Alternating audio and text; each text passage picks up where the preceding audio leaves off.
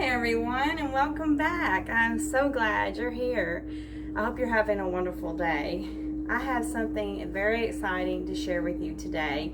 It is a natural remedy for getting rid of wasps. You can kill them, you can deter them, or repel them. Now you will have to use it quite often if you want to repel them. Anytime it rains, or after about 2 to 3 days, you'll have to reapply.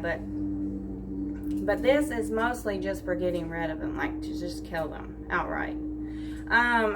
Now, I would not suggest, I have not tried this on like a big nest, so I don't know how well it would work for that. You might need to go with something, something better for that. But as far as getting rid of wasps around your porch, or even ants around your porch, or in areas that you don't want chemicals, or places you just, like in your house, like say you have pets and stuff that you don't want getting chemicals or pesticides or whatever. I would still watch your pets though, because even though it's natural, it still has essential oils in it and stuff, and that can be harmful to some pets. So, please use it with caution. And just because a product is natural doesn't mean it can't be harmful if you use it in excess, or if you're not careful with it, just like everything else. So first of all, we have the Pure-Castile soap by Dr. Bronner's. Castile, I'm not sure, maybe I'm not saying it right, but this one is the lavender and hemp, but I usually use peppermint, but that's all I have right now, so we're gonna go with that. And then I use dish soap. I prefer to use Dawn or palm olive or something like that. It seems to work better, but once again, right now we're out of palm olive, and my husband bought this brand, so you can use this, but any dish soap will do. It doesn't even have to be the ones I named. Any dish soap, okay? But what's important about using this, because this is a soap as well, is it has an oil in it that once it gets on the wasp, it coats their wings and stuff, and it suffocates them, and it also makes them where they can't keep flying. So, and then last but not least, peppermint. So we have this is a pure essential oil peppermint, and this one is actually can be used therapeutic. I didn't buy the El Cheapo stuff. I don't know. You might could try that and see if it works. I don't know if it does or not. It's just something we always use for other things. Like this is good for like headaches, and just you can put it in your infuser and stuff like that. So I just used it so I didn't have to buy nothing new. So what you want to do is you want to start your water and get it warm. You want to get it hot, actually. You can just use tap water. If you want to, you can make some up in a coffee pot. I've even done that. Just heat the water up that way. But you don't want it boiling. Don't boil it, because you're going to be putting it in a plastic container, and you don't want it to melt that container. Now this is a ½ gallon. I bought this from Lowe's. I have 2 of them. That's the back. And there's the front. Also, it's good if you label it. That way people know what's in it. So the water's heated up. So this bottle is empty. We're going to go ahead and fill it. When you're filling it up, you want to fill it up just about right here.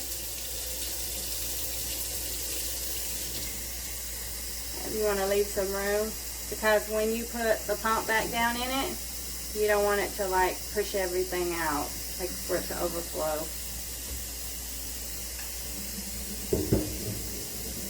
And I'm going to fill this one up too. So you're filling it up about 75% of the way.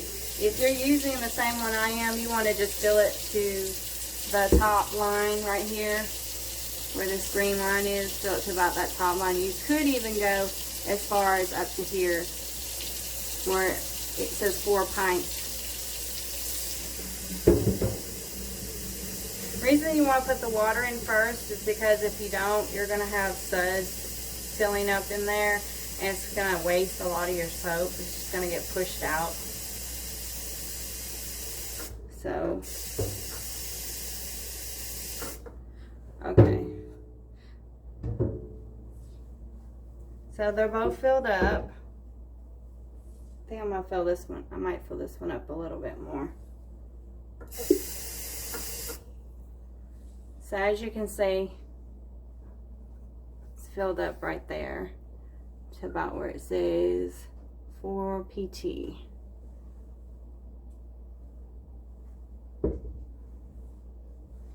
So then you're going to use about 2 teaspoonfuls of this and add it to your water.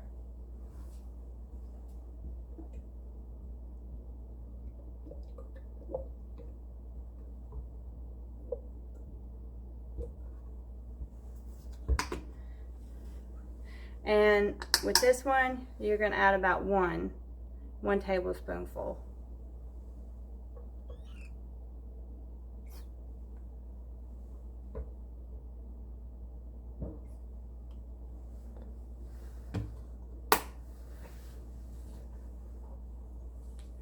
And then with the essential oil,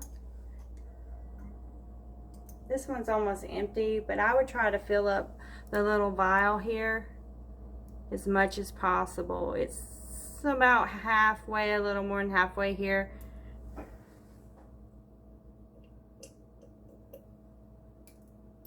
But I would try to do at least 1 full dropper full, as full as you can get it.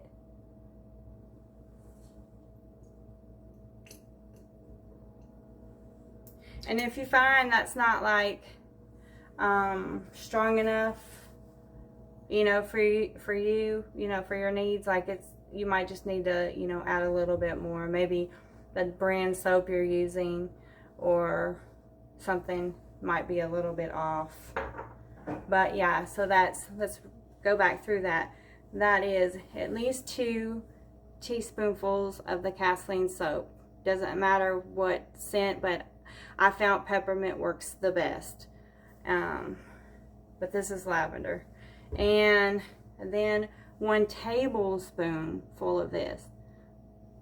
Maybe 2 if it doesn't work as well, because some soaps are better than others. The ones that are more concentrated, you probably only use 1, but the ones that aren't, it don't suds up as well or is not as concentrated, you probably have to use 2. And then 1 full dropper full of the essential oils. Now if you're using peppermint soap, you really don't have to use the oil, the essential oil. I'm just using that because, like I said, I have lavender, I don't have peppermint, and they seem to respond more to peppermint. And then that's really all you do. You just put your lid on it.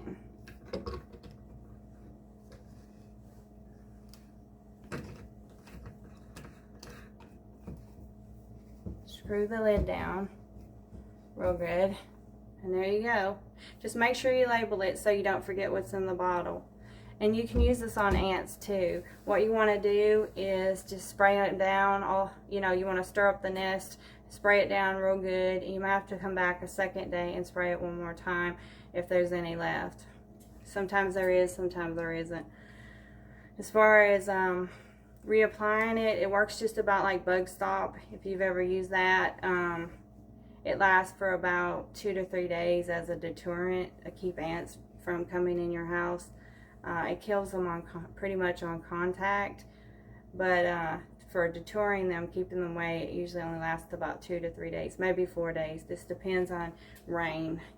Seems like rain has something to do with it.